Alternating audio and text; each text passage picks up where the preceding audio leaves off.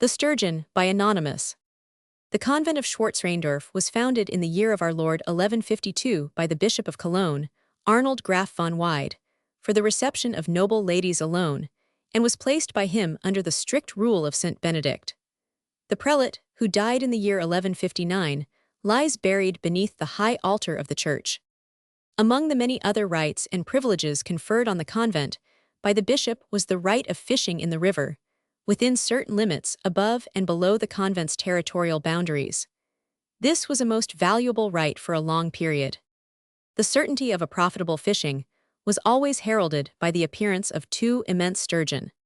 They came at the commencement of each year, harbingers of good luck, and they were ever succeeded by shoals of river fish, in such numbers as to be absolutely inexhaustible until the expiration of the season.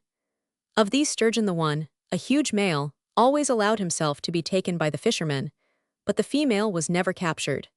It was understood pg 177 by those who knew all about these matters that on her freedom depended the fisher's success.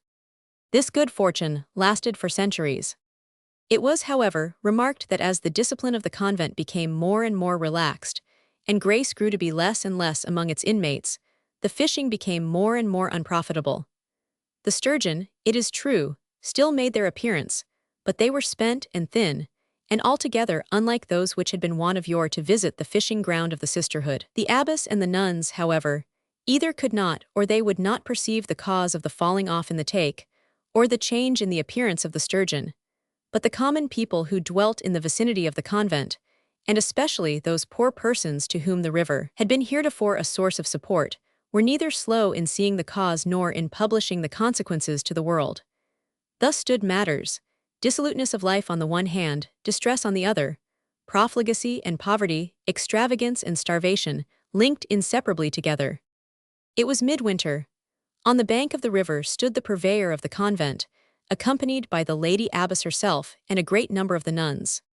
They waited to watch the first haul made by the fishermen on the New Year's morning, according to the custom which had prevailed in the convent for centuries.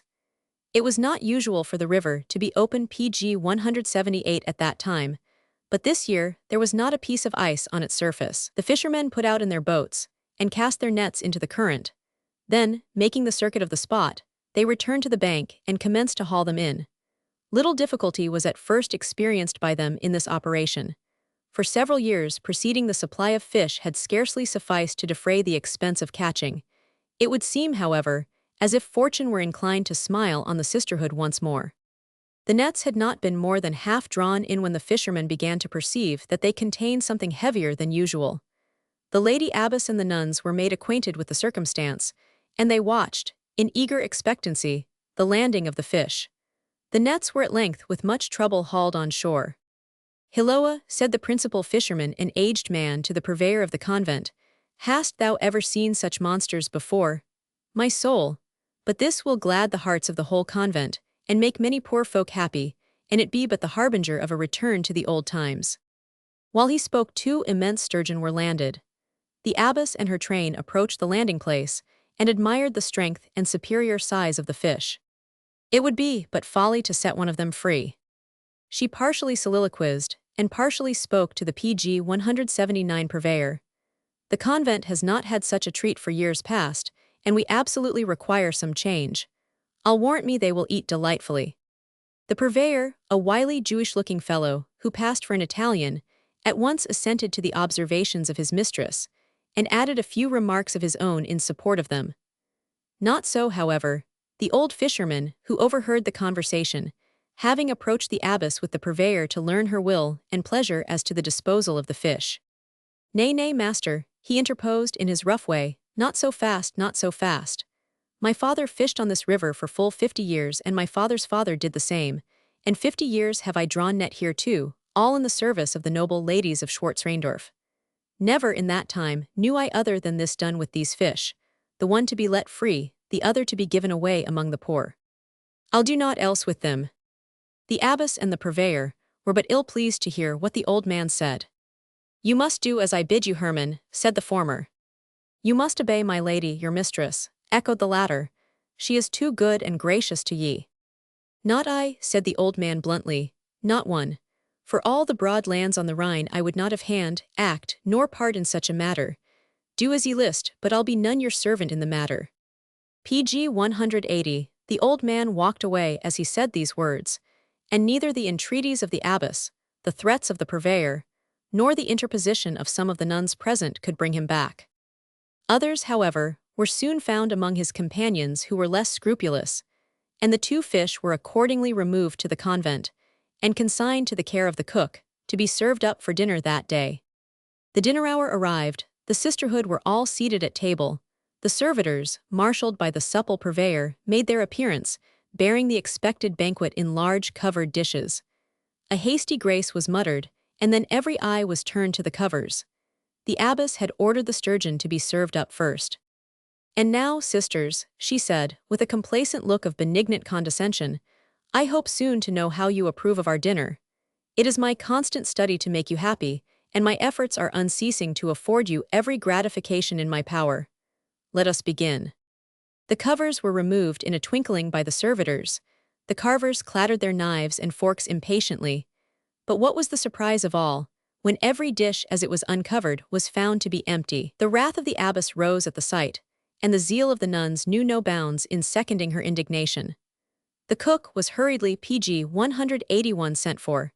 He stood before the excited sisterhood, an abject, trembling wretch, far more like one who expected to be made a victim of himself than one who would voluntarily make victims of others. "How is this, villain?" exclaimed the abbess, her face reddening with rage. "How's this, villain?" echoed 60 female voices, some of them not musical. "Ay, how is this, hound?" growled the purveyor. "Do you mock us?" continued the abbess, as the cook stood trembling and silent. "Do you mock us?" echoed the purveyor, with as much dignity as he could impart into his thin, meager figure. "Speak," said the abbess in a loud voice, while the cook cast his eyes around as if seeking aid against the excited throng the room contained. "Speak." Thus urged, the cook proceeded to explain, as far at least as he was able. He declared that he had cut up and cooked the sturgeon, according to the directions he had received from the purveyor, and that, when dinner was served up, he had sent them up dressed in the manner that official had directed. The abbess and her nuns were much puzzled how to explain this extraordinary occurrence, and each busied herself in conjectures which, as usual in such PG 182 cases, never approached the fact. At this juncture the aged fisherman entered the room.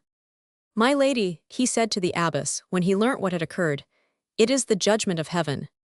Even now I saw the fish in the river. I knew them well, and I'll swear to them if necessary. They floated away, swimming down the stream, and I am a much mistaken man if ever ye see them any more." The pleasurable anticipations of the day that the sisters had entertained were completely annihilated, but it would have been well for them if the consequences of their avarice and gluttony had ended with that hour. Never more did the sturgeon make their appearance, and the part of the stream which pertained to the convent thenceforth ceased to produce fish of any kind whatsoever. People say that the Reformation had the effect of wooing the Finny tribe back to their old haunts. At all events, whatever may have been the cause, it is the fact that there is not at present a less plentiful supply in this spot than there is in any other part of that rich river. PG 183.